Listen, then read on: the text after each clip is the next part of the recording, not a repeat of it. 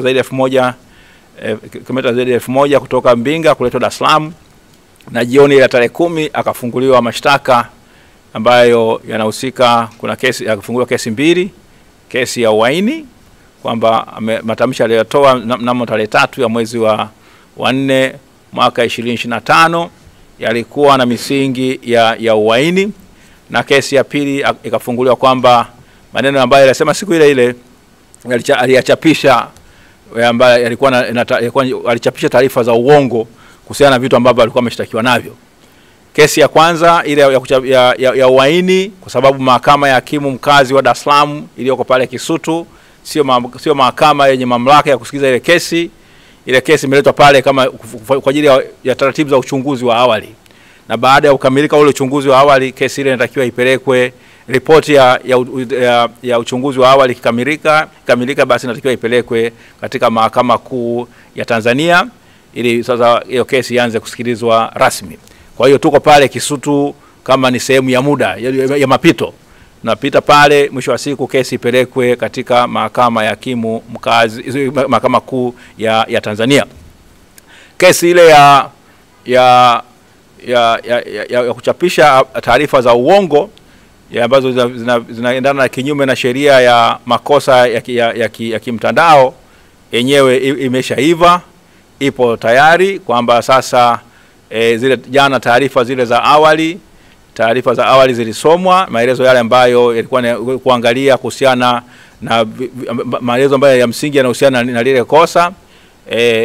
Mwenyekiti wetu aliweza jana kukiri kwamba zile taarifa mbili katika ile nyaraka ambazo imewasilishwa na upande wa mashtaka kwamba ni sahihi, ambayo inahusika na majina yake, wapi anakaa na siku gani alishikwa, na akafunguliwa mashtaka kwamba alishikwa, anashtakiwa mahakamani kwa makosa ya uhaini na makosa ya kimtandao. Hayo aliyakiri, lakini mengine yote ambayo alikuwa amesema pale alikataa. Zaidi ya vipengele 8 alivikataa. Kwa hiyo maana hiyo ni tulisaini tu, mawakili wake tuweza kusaini sehemu ambazo kwamba mambo mawili ambayo yamekubaliwa, hayo ndio ambayo yalisainiwa. Kwa hiyo yale hayana ubishi tena, lakini mengine yote yana ubishi na yatasikilizwa. Sasa ile kesi imepangwa tarehe 2 ya mwezi wa 6 mwaka 2025 na ndio itaweza kusikilizwa. Sasa na ile ya uhaini, serikali kama mlivyosikia jana wamesema kwamba upelelezi haujakamilika, bali kwamba ni mambo yanahusiana na masuala ya maneno tu, lakini wao wanasema wako kwenye hatua za mwisho za kukamilisha upelelezi wao. Sasa katika hizi siku kumekuwa na watu, kesi ya mwenyekiti wetu kutokana na umaarufu wake, kutokana na unyeti wake, na kutokana na mazingira ambavyo mtu alivyoshikwa na kuletwa,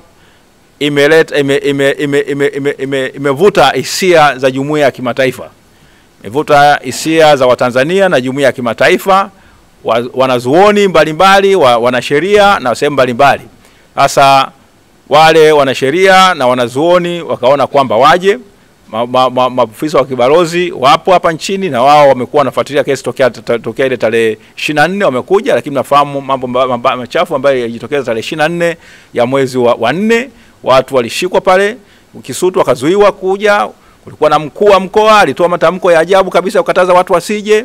Akawepo kamanda Mlilo akasema watu wasifike pale mahakamani.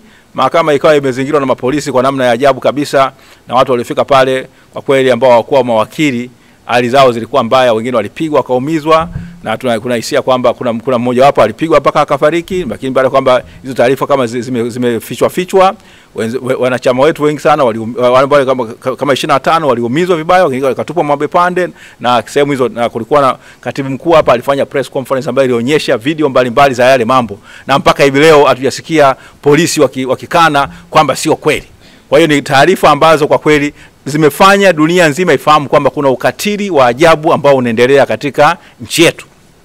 Ajabu yake ni nini?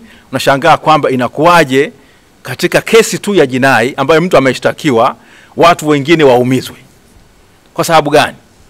Sasa jumuiya ya kimataifa ilikuja, wakaja hapa tarehe 24 walikuja wachache. Wiki hiyo walikuwa wamejiandaa wengi kuja, na wananchi vile vile ambao tulipigana kwa muda mrefu kuanzia tarehe 24 tumepigana waweze kusikilizwa, tukarudi tarehe 28 tukapambana, na mwisho wa siku amri ikatoka kwamba kesi hii isikilizwe mbele ya umma wa watu. Tarehe 6 ndio amri ikatoka kwamba kesi hii inapokuja itajwe inaisikilizwe mbele ya umma. Tunashukuru sana kwamba mahakama mwisho wa siku iliweza kutoa uamuzi huo, kwa sababu unaendana na watu ambao wanajiheshimu, na muhimili ambao unatakiwa kuwa huru na unaosimamia maamuzi yake, au takiwi kuwa katika amri au katika kuwa mtero au kwamba kufuata maelekezo ya kutoka mihimili mingine. Mihimili yetu tuna mihimili mitatu. Ibara ya katiba yetu inapotoa inaisha kabisa kwamba kutakuwa na mahakama ya Jamhuri ya Muungano ya Tanzania. Sasa ile ni mahakama ambayo inatakiwa kuwa huru, na kutakuwa na muhimili wa utendaji, muhimili wa serikali, kutakuwa na nini na bunge. Yote yametajwa na katiba, yameanzishwa na katiba ya nchi yetu. Si kwamba muhimili mmoja umeanzisha vingine. Lakini maana yake nini? Katiba ni tamko la wananchi wa nchi ile, kwamba wao wanafanya nini, wanaamua kuunda mfumo wao wa namna kuweza kujiongoza na kujitawala, na hawajasema kwamba chombo fulani kimoja ndicho kikubwa kwa kushinda vyombo vingine. Wameanzisha vyombo vitatu vya msingi kabisa ambavyo ni kwamba vinafanya nini, wanasema kwamba vitaweza kufanya mambo yao inavyotakikana. Katika ile dibaji utangulizi unasema hivi, naomba ni usome: kwa kuwa sisi wananchi wa Jamhuri ya Muungano ya Tanzania tumeamua rasmi na kwa dhati kujenga katika nchi yetu jamii inayozingatia misingi ya uhuru, haki, udugu na amani. Na kwa kuwa misingi hiyo yaweza tu kutekelezwa katika jamii yenye demokrasia ambayo serikali yake usimamiwa na bunge lenye wajumbe waliochaguliwa na linalowakilisha wananchi, na pia yenye mahakama huru zinazotekeleza wajibu wa kutoa haki bila woga wala upendeleo wowote, na hivyo kuhakikisha kwamba haki zote za binadamu zinadumishwa na kulindwa, na wajibu wa kila mtu unatekelezwa kwa uaminifu. Hayo ndio yani, Tanzania tulisema hivyo. Tumeanzisha katiba hii tukisema kwamba tunaunda mahakama huru, tunaunda bunge ambalo huru na madhubuti. Kwa hiyo basi katiba hii imetungwa na bunge maalum la Jamhuri ya Muungano ya Tanzania kwa niaba ya wananchi, kwa madhumuni ya kujenga jamii kama hiyo, na pia kwa ajili ya kuhakikisha kwamba Tanzania inaongozwa na serikali yenye kufuata misingi ya demokrasia, ujamaa na isiyokuwa na dini. Ndivyo ambavyo Watanzania tumeamua. Mahakama zetu zinatakiwa ziwe huru na zionekane huru.